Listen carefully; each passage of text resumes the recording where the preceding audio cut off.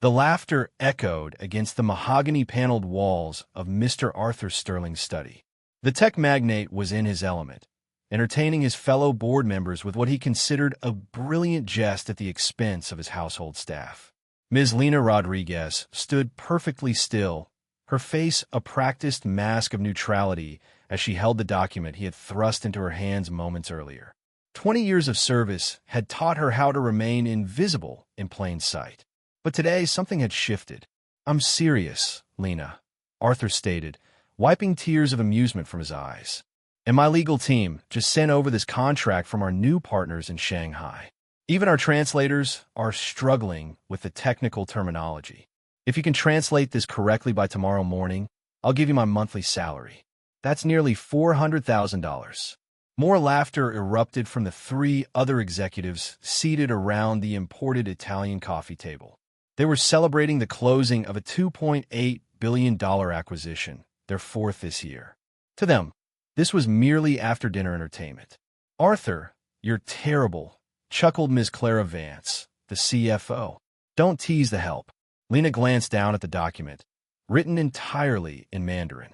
Complex characters filled the page with technical diagrams and annotations in the margins.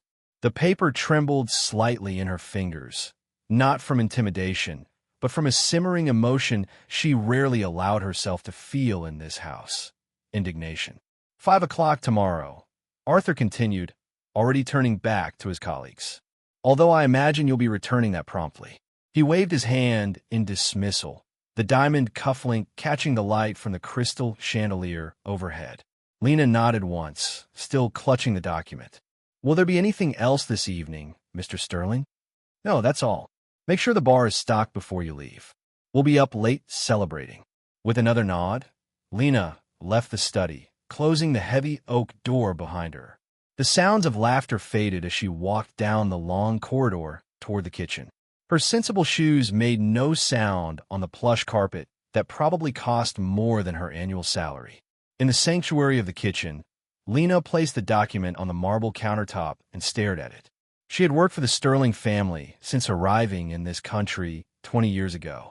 She had watched Arthur's children grow up, had maintained his home with impeccable care, had even nursed his wife through the final stages of illness 3 years ago. And still, after all this time, she remained invisible to him, a prop to be used for amusement. Lena reached for her phone in the pocket of her uniform and took a photo of the document. Then she sent a quick text message. "It's me. I need your help with something important." 40 minutes later, after ensuring the bar was stocked and the kitchen spotless, Lena left the Sterling estate and drove her 12-year-old vehicle to her modest apartment in a working-class neighborhood 20 minutes away. Despite the late hour, lights still burned in many windows. This wasn't a neighborhood where people had the luxury of early nights. Inside her small but immaculate one-bedroom apartment, Lena changed out of her uniform and sat down at her computer. She opened her email and attached the photo of the document, then typed a brief message. "Professor Hayes, I hope this message finds you well. I apologize for contacting you so late, but I have an urgent matter that requires your expertise.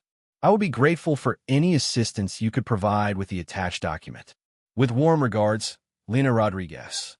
She hit send and then walked to a small bookshelf in the corner of her living room.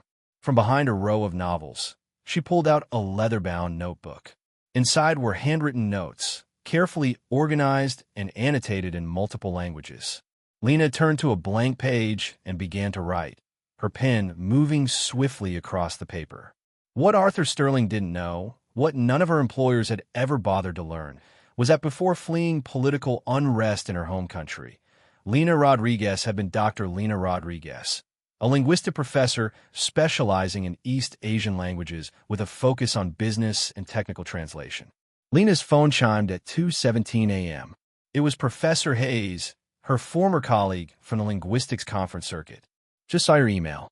Fascinating document.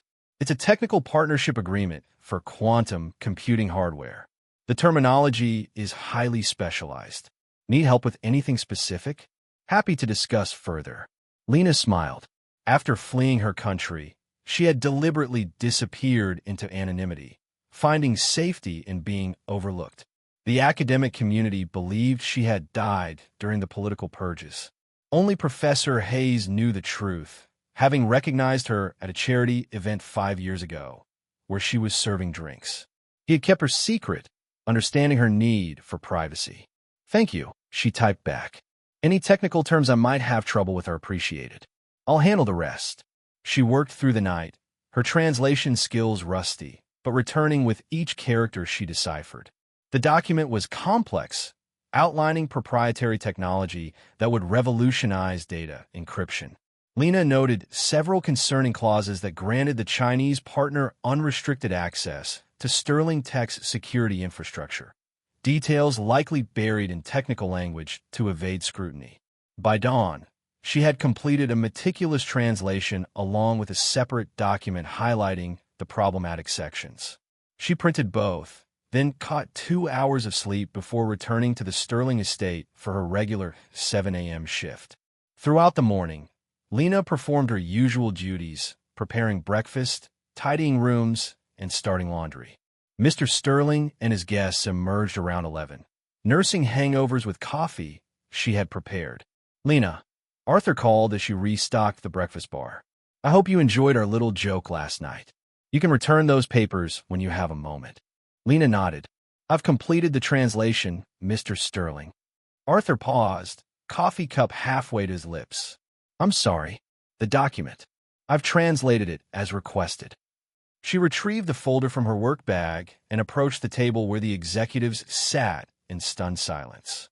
"That's impossible," Arthur scoffed, though his smile had faltered. "You're telling me you translated a complex technical document overnight?" "Yes, sir. I also took the liberty of annotating sections that may be of concern."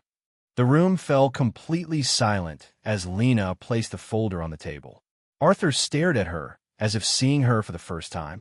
He opened the folder and began scanning the translation, his expression shifting from amusement to confusion to alarm. "But this section here," Lena continued, pointing to a paragraph on the 3rd page. "Grant your Chinese partners unrestricted backdoor access to all security protocols, and this clause effectively transfers ownership of any jointly developed technology to their subsidiary in Shanghai." Arthur's face had drained of color. He looked up at his colleagues, who appeared equally shocked. Where did you learn?" he stammered. "I was a professor of linguistics, specializing in technical translation before circumstances require me to leave my country," Lena stated simply. "That's why I focused on Mandarin during my postdoctoral work at Beijing University." Clara Vance, the CFO, grabbed the document. "She's right, Arthur. These clauses would have gutted us. How did our legal team miss this?" "The technical terminology obscures the legal implications," Lena explained. "Unless one understands both the language and the technology, these clauses appear standard." Arthur stood suddenly, knocking his chair backward. "Everyone out. Not you, Lena. You stay." The other executives gathered their belongings, Clara clutching the translated document protectively. When the room emptied, Arthur paced for a full minute before stopping to face Lena. "Why didn't you tell me?" "You never asked, sir." The simple truth hung in the air between them. In 20 years, he had never once inquired about her background, her education, or her life before entering his service. "How much do they pay you?" Arthur finally asked. $52,000 annually, sir, plus health insurance." Arthur ran his hand through his graying hair. "Good heavens, and you've been handling my children's homework, organizing my library, managing my household." "Yes, sir. You just saved my company from a catastrophic security breach and potentially millions in lost intellectual property," he said, his voice quieter now. "Why would you help me after how I've treated you?" Lena stood quietly, hands folded in front of her uniform. The question hung in the air. Why would she help him after how he treated her? "I work here," she said finally.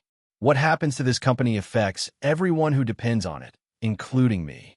Arthur sank into his chair, studying Lena with new eyes. 20 years, he muttered. 20 years you've worked in my home, raised my children, cared for my dying wife, all while I treated you as furniture." He winced at his own words. "I don't even know where you're from." "Venezuela, Lena replied. I taught at the Central University in Caracas before the regime change.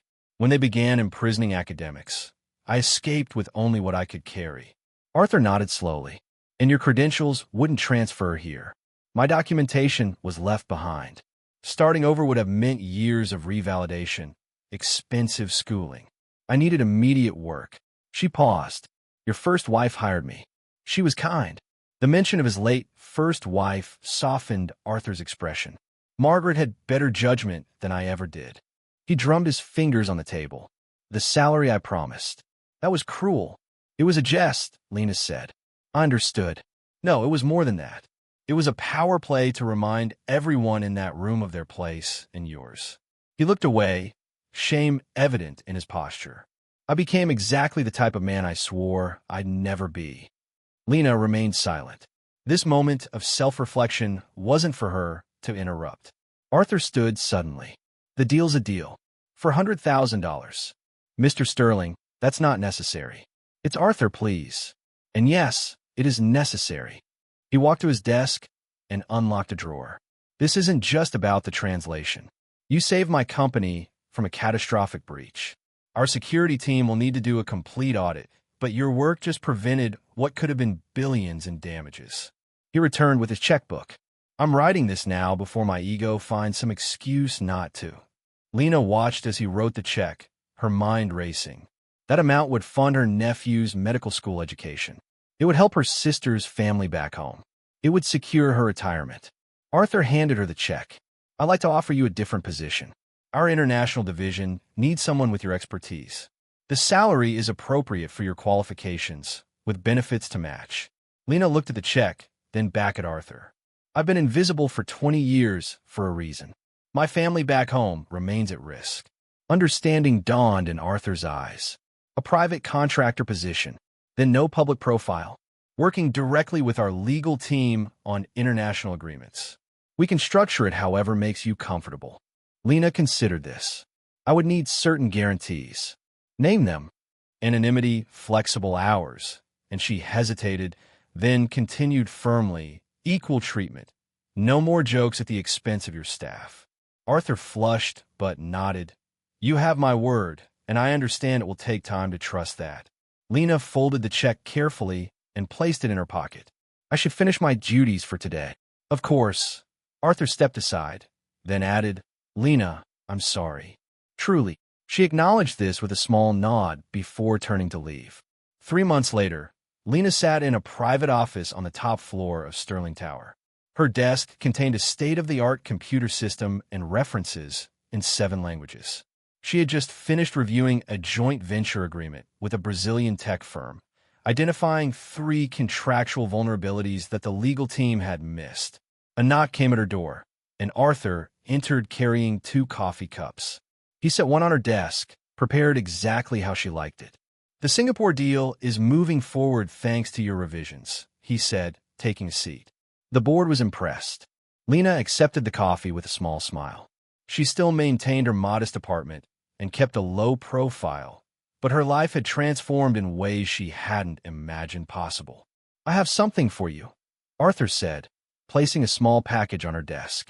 Open it when you have a moment. After he left, Lena unwrapped the package to find a new nameplate for her door. It read, Dr. Lena Rodriguez, Director of International Linguistics and Cultural Affairs. Beneath it was a handwritten note. Your choice whether to use this. Either way, you are seen now. Lena ran her fingers over the engraved letters of her long-in-use title. 20 years of invisibility had ended with a translation and a challenge accepted. She placed the nameplate in her drawer, not quite ready for that step, but appreciating that the choice was now hers to embrace.